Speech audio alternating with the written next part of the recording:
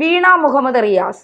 വീണ മുഹമ്മദ് റിയാസിനെ നിരീക്ഷിക്കാൻ ഇപ്പൊ റിയാസ് മാത്രമല്ല മറ്റു പലരും ഉണ്ട് എന്നാണ് കേൾക്കുന്നത്. എന്താണ് വീണയെ ചതിച്ചത് ആരാണ്? വീണ രക്ഷപ്പെടാൻ എന്തെങ്കിലും വഴികൾ മുഖ്യമന്ത്രി നോക്കുന്നുണ്ടോ രക്ഷപ്പെടുത്താൻ? തീർച്ചയായിട്ടും. ഏതായാലും മുഖ്യമന്ത്രിയെ സംബന്ധിച്ചിടത്തോളം തൻ്റെ മകളോടുള്ള സ്നേഹം നമ്മൾ പല അവസരത്തിലും കണ്ടിട്ടുള്ളതാണ്. അതുകൊണ്ട് തന്നെ ഏത് വിധേനയും മകളെ രക്ഷപ്പെടുത്താനുള്ള എല്ലാ ശ്രമങ്ങളും മുഖ്യമന്ത്രിയുടെ ഭാഗത്തു നിന്നും ഉണ്ടാകും. എന്നിരുന്നാൽ പോലും വീണയെ നിരീക്ഷിക്കാൻ കേന്ദ്ര ഏജൻസികൾ രംഗത്തെത്തി. തിരുവനന്തപുരത്ത് അത്തരത്തിലുള്ള ഏജൻസികൾ തമ്പടിക്കുന്നു എന്ന രീതിയിലൊക്കെ വാർത്തകൾ വരുന്നുണ്ട്. അതായത് എറണാകുളം അഡീഷണൽ സെഷൻസ് കോടതിയിൽ ED special public prosecutor MJ Santhosh മുഖേനയാണ് ഇതിൻ്റെ കുറ്റപത്രത്തിനായി അപേക്ഷ നൽകിയത്.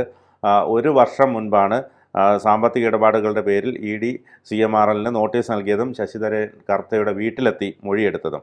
അതായത് CMRL ഉദ്യോഗസ്ഥരിൽ നിന്നടക്കം മൊഴിയെടുക്കുന്ന സാഹചര്യമുണ്ട്. അതുകൊണ്ട് തന്നെ പുതിയ കേസ് എടുക്കാതെ തന്നെ നടപടികൾ തുടരാൻ EDക്ക് കഴിയും. അതുകൊണ്ട് തന്നെയാണ് ഞാൻ പറഞ്ഞത്, വീണയെ നിരീക്ഷിക്കാനായിട്ടുള്ള പ്രത്യേക സംവിധാനമുണ്ട്. ഇതിനൊപ്പം CMRL കേസിൽ മുൻപ് രജിസ്റ്റർ ചെയ്ത ഇത് റദ്ദാക്കിയിട്ടുണ്ട്. കുറ്റപത്രത്തിൻ്റെ അടിസ്ഥാനത്തിലുള്ള അന്വേഷണം എന്ന നിലയിൽ പുതിയ കേസ് രജിസ്റ്റർ ചെയ്യാനും ആലോചനകൾ ഈ മേൽത്തലത്തിൽ സജീവമായി തന്നെ നിലനിൽക്കുന്നുണ്ട്. ഇപ്പോൾ തദ്ദേശ സ്വയംഭരണ തെരഞ്ഞെടുപ്പ് വരുന്നുണ്ട്, അടുത്ത വർഷം നിയമസഭാ തെരഞ്ഞെടുപ്പ് വരുന്നുണ്ട്. അതുകൊണ്ട് സർക്കാരിനെ സംബന്ധിച്ചിടത്തോളം, മുഖ്യമന്ത്രി പിണറായി വിജയനെ സംബന്ധിച്ചിടത്തോളം തൻ്റെ മകൾക്ക് ഉണ്ടാകുന്ന ഏതൊരു ഇതും അദ്ദേഹത്തിൻ്റെ പ്രതിച്ഛായയെ ബാധിക്കും, സർക്കാരിൻ്റെ പ്രതിച്ഛായയെ ബാധിക്കും. അതുകൊണ്ട് തന്നെ ഇത് ഏത് വിധത്തിലും ഇതിനെ തടയിടാനുള്ള നടപടികൾ മുഖ്യമന്ത്രിയുടെ ഭാഗത്തു നിന്നുണ്ടാകുമെന്ന് പ്രതീക്ഷിക്കാം. ഏതായാലും ED കേസെടുത്താൽ അറസ്റ്റ് ഒഴിവാക്കാനുള്ള നടപടിക്രമങ്ങൾ വീണ ഇപ്പോൾ തന്നെ തുടങ്ങിയിട്ടുണ്ട്. അത് വീണ എന്ന് പറയുമ്പോൾ മുഖ്യമന്ത്രി എന്ന രീതിയിൽ തന്നെ നമുക്കതിനെ വ്യാഖ്യാനിക്കാം. തൽക്കാലം വീണ മാറി നിൽക്കും. നിരീക്ഷിക്കാൻ കേന്ദ്ര ഏജൻസികൾ പ്രത്യേക സംവിധാനം ഒരുക്കിയിട്ടുണ്ട്.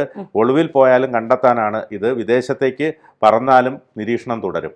അതായത് വീണ ഇപ്പോൾ മാറി വിദേശത്തേക്ക് കൊണ്ടുപോയി നിർത്തിയാൽ പോലും ഇതിൻ്റെ അന്വേഷണം കൃത്യമായി തന്നെ ഇവർ കണ്ടെത്തും. വീണ എവിടെയാണെന്ന് കണ്ടെത്താൻ കഴിയും. അതൊക്കെ കൃത്യമായി അറിയാൻ പറ്റും. അതായത് അറസ്റ്റ് രേഖപ്പെടുത്താനുള്ള സാധ്യതകൾ ഏറെയാണെന്നാണ് നിയമവൃത്തങ്ങൾ നൽകുന്ന സൂചന. അതായത് മുഖ്യമന്ത്രിയുടെ മകളുടെ നീക്കങ്ങൾ നിരീക്ഷിക്കാൻ കേന്ദ്ര ഏജൻസികൾ തിരുവനന്തപുരത്ത് സജീവമായുണ്ട്. അതായത് വീണ എങ്ങോട്ട് പോകുന്നു, വീണയുടെ നീക്കങ്ങൾ എവിടെയാണ്, വീണ പാസ്പോർട്ട് ഓഫീസിൽ പോകുന്നുണ്ടോ, വീണ ദുബായിക്ക് പോകാൻ ശ്രമിക്കുന്നുണ്ടോ, ഇതെല്ലാം ഇത് നോക്കുന്നുണ്ട്. അതായത് കൊച്ചി കോടതിക്ക് SFIO കേസിൽ മുൻപരിചയമില്ലാത്തത് ക്ലിഫ് ഹൗസിന് ആശ്വാസമുണ്ട്. അതായത് ഈ കൊച്ചി കോടതിക്ക് ഇത്തരത്തിലുള്ള ഈ SFIO കേസിൽ മുൻപരിചയമില്ല. അത് വീണയെ സംബന്ധിച്ചിടത്തോളം ഏറെ വീണയ്ക്കൊരു സഹായകരമായി മാറും.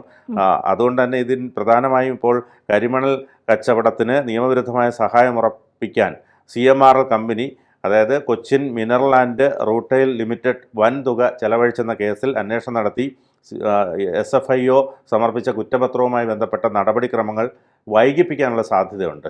അതായത് SFIO കേസിൽ കേരളത്തിൽ സമർപ്പിക്കപ്പെട്ട ആദ്യ കുറ്റപത്രമായതിനാൽ ഇതിൻ്റെ നടപടിക്രമം സംബന്ധിച്ചുള്ള പരിചയക്കുറവ് കോടതിക്ക് നിലനിൽക്കുന്നുണ്ട്. നമുക്കറിയാം, ഒരു പുതിയ ഒരു വകുപ്പുമായി ബന്ധപ്പെട്ട് വരുന്നതുകൊണ്ട് അതിൻ്റെ ഒരു കുറ്റപത്രത്തിൽ ഇത് വൈകിപ്പിക്കാനുള്ള നടപടികൾ, അത് മുഖ്യമന്ത്രിയെ സംബന്ധിച്ചിടത്തോളം, വീണയെ സംബന്ധിച്ചിടത്തോളം ഏറ്റവും അനുകൂല ഘടകമാണ്. അതായത് കുറ്റപത്രത്തിന് നമ്പർ ഇട്ട ശേഷം SFIOയുടെ അഭിപ്രായം ആരാഞ്ഞിട്ടാകും പകർപ്പ് EDക്ക് കൈമാറുക.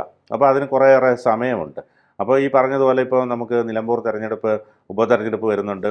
അതോടൊപ്പം തന്നെ ഈ തദ്ദേശ സ്വയംഭരണ സ്ഥാപനങ്ങളിലേക്കുള്ള തെരഞ്ഞെടുപ്പ് വരുന്നുണ്ട്. സ്വാഭാവികമായി അതിന് ശേഷമൊക്കെ ഇത് നീട്ടി കൊണ്ടുപോകാനുള്ള സാധ്യതയുണ്ട്. അപ്പോഴത്തേക്ക് സർക്കാരിനെ പ്രതിച്ഛായയ്ക്ക്, അല്ലെങ്കിൽ LDF സർക്കാരിന് അത് ഇത്തരത്തിൽ ഈ സമയത്ത് മുഖ്യമന്ത്രിയുടെ മകളുടെ ഒരു അറസ്റ്റ് ഉണ്ടാവുകയോ അല്ലെങ്കിൽ ചോദ്യം ചെയ്യാൻ വിളിപ്പിക്കുകയോ ചെയ്താൽ അത് മുഖ്യമന്ത്രിക്കും ഒപ്പം CPIM എന്ന പാർട്ടിക്കും അത് വലിയ ഒരു പ്രതിച്ഛായ ബാധിക്കും. അതുകൊണ്ട് അത് കുറ്റപത്രത്തിൻ്റെ പകർപ്പ് ലഭിക്കാൻ ED സാമ്പത്തിക കുറ്റവിചാരണ കോടതിയിൽ ഹർജി നൽകി കഴിഞ്ഞിട്ടുണ്ട്. ഏതായാലും EDക്ക് കുറ്റപത്രം നൽകുന്നതിനെ SFIO എതിർക്കില്ല. രണ്ടും കേന്ദ്ര ധനവകുപ്പിൻ്റെ കീഴിലെ അന്വേഷണ ഏജൻസികളാണ് ഇത് രണ്ടും. SFIO കുറ്റപത്രത്തിൻ്റെ സൂക്ഷ്മ പരിശോധന പൂർത്തിയാക്കി നമ്പറിട്ട് ഫയലിൽ സ്വീകരിച്ച ശേഷം EDയുടെ ഹർജി വിചാരണ കോടതി പരിഗണിക്കുമെന്നാണ് സൂചന. അതുകൊണ്ട് തന്നെ സ്വാഭാവികമായും ഇതിൻ്റെ നടപടിക്രമങ്ങൾ വൈകാനുള്ള സാധ്യതയുണ്ട്.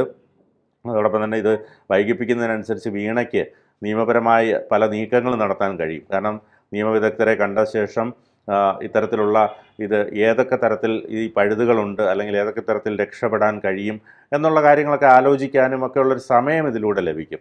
ആ സമയം കൊണ്ട് കുറേയേറെ കാര്യങ്ങൾ ചെയ്തു തീർക്കാൻ കഴിയും. ഇപ്പോൾ മാറി നിന്നാൽ പിടിക്കാതിരിക്കാനുള്ള സംവിധാനം. പക്ഷേ ഇപ്പോൾ ഞാൻ പറഞ്ഞതുപോലെ ഇപ്പോൾ മറ്റൊരു രാജ്യത്തേക്ക് കടന്നാൽ പോലും നിരീക്ഷിക്കാൻ ഇവർ ഇവിടെ കേന്ദ്ര ആളുണ്ട്. ഏജൻസികൾ സജീവമായിട്ടുണ്ട്. കള്ളപ്പണം വെളുപ്പിക്കൽ, വിദേശ നാണയ വിനിമയ ചട്ട ലംഘനം എന്നിവ SFIO കണ്ടെത്തിയാലും EDക്കാണ് ഇത്തരം കേസുകളുടെ പ്രോസിക്യൂഷൻ ചുമതല. അതുകൊണ്ട് തന്നെ ഇത് വലിയ തടവ് വരെ ലഭിക്കാനുള്ള കുറ്റമാണ് ഇതിലുള്ളത്. 10 മാസം മുതൽ 10 വർഷം വരെ തടവ് ലഭിക്കാനുള്ള സാധ്യതയാണ് നിയമവിദഗ്ധർ ചൂണ്ടിക്കാണിക്കുന്നത്. കേസിൽ PMLA, FEMA കുറ്റങ്ങൾ ചുമത്തുന്ന സാഹചര്യം ഉണ്ടായാൽ CMRL കമ്പനി അടക്കം പ്രതിപ്പട്ടികയിലുള്ളവരുടെ സ്വത്തുക്കൾ കണ്ടുകെട്ടുന്ന നടപടികളിലേക്ക് കാര്യങ്ങളെത്തും. അപ്പോൾ ഈ പറഞ്ഞതുപോലെ വീണയുടെ ബാങ്ക് അക്കൗണ്ട് ഫ്രീസാക്കാൻ പറ്റും, സ്വത്തുക്കൾ കണ്ടുകെട്ടാനും കഴിയും. അതുകൊണ്ട് തന്നെ വീണ വിജയൻ്റെ സ്വത്തുക്കൾ കണ്ടുകെട്ടുക എന്ന് പറയുമ്പോൾ അത് മുഖ്യമന്ത്രിയെ സംബന്ധിച്ചിടത്തോളം കടുത്ത ഒരു ക്ഷീണമാണ് ഉണ്ടാക്കുക. നിലവിലുള്ള ED കേസിന് അനുബന്ധമായ അന്വേഷണം നടത്തണമോ പുതുതായി എക്കണോമിക് കേസ് റിപ്പോർട്ട് രജിസ്റ്റർ ചെയ്യണമെന്ന കാര്യത്തിൽ കുറ്റപത്രം കിട്ടിയ ശേഷം മാത്രമേ ED തീരുമാനമെടുക്കൂ. ഏതായാലും ഈ CMRL മാനേജിംഗ് ഡയറക്ടർ ശശിധരൻ കർത്ത, മുഖ്യമന്ത്രി പിണറായി വിജയൻ്റെ മകൾ വീണ തുടങ്ങി 13 പേരെ പ്രതി ചേർത്താണ് SFIO കുറ്റപത്രം സമർപ്പിച്ചിരിക്കുന്നത്. ഇവരിൽ നിന്നുള്ള അഭിപ്രായങ്ങൾ ആരാഞ്ഞു, നിരവധി തവണ ചോദ്യം ചെയ്തു. അതിനൊക്കെ ശേഷമാണ് ഇത്തരത്തിൽ കുറ്റപത്രം സമർപ്പിച്ചത്. ചെളി നീക്കവും അനുബന്ധ ഗതാഗത ചെലവുകളും എന്ന വ്യാജ കണക്കുണ്ടാക്കി 182 കോടി രൂപയുടെ തട്ടിപ്പ് നടത്തിയെന്ന കേസിൽ ഉൾപ്പെടെയാണ് ശശിധരൻ കർത്തയെ പ്രതി ചേർത്തിരിക്കുന്നത്. അതോടൊപ്പം തന്നെ രാഷ്ട്രീയ നേതാക്കൾക്ക്, മാധ്യമപ്രവർത്തകർക്കും അടക്കം പൈസ കൈമാറിയിട്ടുണ്ട്. അത് അവരുടെ പേര് ഇതുവരെ വെളിപ്പെടുത്തിയിട്ടില്ല. അത് ഏറെക്കുറെ ഉടൻ പുറത്തു വരുമെന്നാണ് നിയമവൃത്തങ്ങൾ നൽകുന്ന സൂചന. അതായത് മാധ്യമപ്രവർത്തകരും രാഷ്ട്രീയ നേതാക്കളും അടക്കം അവർക്കൊക്കെ ഇതുമായി ബന്ധപ്പെട്ട് പൈസ കൊടുത്ത ഒരു സംഭവം വരുന്നുണ്ട്. വീണയും അവരുടെ കമ്പനിയായ എക്സാലോജിക്കും 2.7 കോടി രൂപ അനധികൃതമായി കൈപ്പറ്റിയതായും കുറ്റപത്രത്തിലുണ്ട്. അതായത് 2.7 കോടി രൂപയാണ് അനധികൃതമായി വീണ കൈപ്പറ്റിയത്, അവരുടെ കമ്പനി കൈപ്പറ്റിയത്. അത് ചെറിയ തുകയും അല്ലല്ലോ. അതുകൊണ്ട് സ്വാഭാവികമായിട്ട് ഇതിൻ്റെ കേസ് സംബന്ധിച്ച് വലിയ മാറ്റങ്ങൾ, അല്ലെങ്കിൽ ഈ പറഞ്ഞതുപോലെ തടവ് ഉൾപ്പെടെയുള്ള ശിക്ഷ ലഭിക്കാവുന്ന കുറ്റമാണ്. പിന്നെ മുഖ്യമന്ത്രിയുടെ മകൾ ആയതുകൊണ്ട് ഇത് വൈകിപ്പിക്കാൻ മുഖ്യമന്ത്രി എല്ലാ വിധത്തിലും അതിൻ്റെ ശ്രമങ്ങൾ നടത്തും. പിന്നെ കേന്ദ്ര ഏജൻസികളാണ്, ഏത് തരത്തിലാവും അത് മുന്നോട്ട് കൊണ്ടുപോകാൻ അറിയാൻ കഴിയില്ല. ഏതായാലും ഈ സന്തോഷ്, എറണാകുളം അഡീഷണൽ സെഷൻസ് കോടതിയിൽ ED special public prosecutor MJ Santhosh മുഖേനയാണ് കുറ്റപത്രത്തിനായി ഇതിൻ്റെ അപേക്ഷയൊക്കെ നൽകിയിരിക്കുന്നത്. ഏതായാലും 1 വർഷം മുൻപാണ് ഈ സാമ്പത്തിക ഇടപാടുകളുടെ പേരിൽ ED CMRL നോട്ടീസ് നൽകിയതും ഈ കർത്തയുടെ വീട്ടിലെത്തി മൊഴിയെടുത്തത്. അതിൽ നിന്ന് വളരെ നിർണായകമായ വിവരങ്ങളാണ് ലഭിച്ചത്. അതോടൊപ്പം തന്നെ ഈ കർത്തയുടെ കമ്പനി കൂടാതെ കർത്തയുടെ ബന്ധുക്കളുടെ കമ്പനികളിലും ഒക്കെ ഇതുമായി ബന്ധങ്ങൾ കാണുന്നുണ്ട്. CMRL ഉദ്യോഗസ്ഥരിൽ നിന്നും ഒക്കെ ഇതുമായി ബന്ധപ്പെട്ടുള്ള മൊഴിയെടുത്തിരുന്നു. അതുകൊണ്ട് തന്നെ പുതിയ കേസെടുക്കാതെ തന്നെ ഇത്തരത്തിൽ നടപടികൾ തുടരാൻ EDക്ക് കഴിയും. ഈ കേസ് നിന്നുകൊണ്ട് തന്നെ ഇതിൻ്റെ നടപടികൾ ചെയ്യാനായിട്ട് EDക്ക് കഴിയും. നമുക്കറിയാം, നമ്മൾ കുറേ കാലമായി കേൾക്കുന്നുണ്ട് ED ക്ലിഫ് ഹൗസിലെത്തുന്നു, മുഖ്യമന്ത്രിയുടെ വീട്ടിലെത്തുന്നു എന്ന് പറയുന്നുണ്ടെങ്കിലും ഇതിങ്ങനെ നീണ്ടു പോവുകയാണ്. അതാണ് ഞാൻ ഈ പറഞ്ഞത്, ഈ ഇത്തരത്തിലുള്ള പരിചയക്കുറവ്, ഈ പുതിയ ഇതിൻ്റെ കേസിൻ്റെ പരിചയക്കുറവ്, കേന്ദ്ര ഏജൻസികൾ ഈ SFIO കേസിൽ മുൻപരിചയമില്ലാത്തതാണ് ഇത്തരത്തിലൊരു ആശ്വാസം മുഖ്യമന്ത്രിക്കും മകൾക്കും നൽകുന്നത്. അത് എത്രത്തോളം അവർക്കത് എത്ര കാലം വരെ പിടിച്ചു നിൽക്കാൻ കഴിയുമെന്നുള്ള കാര്യത്തിൽ സംശയമുണ്ട്. ഏതായാലും ഇത് ഒരു വലിയ എന്നായാൽ പോലും ഇതിൻ്റെ പേരിലുള്ള നടപടിക്രമങ്ങൾ വരുമ്പോൾ അത് മുഖ്യമന്ത്രിക്ക് കേരളീയ പൊതുസമൂഹത്തിന് മുന്നിൽ പിടിച്ചു നിൽക്കാനും പറഞ്ഞു നിൽക്കാനും ഏറെ ബുദ്ധിമുട്ടേണ്ടി വരും.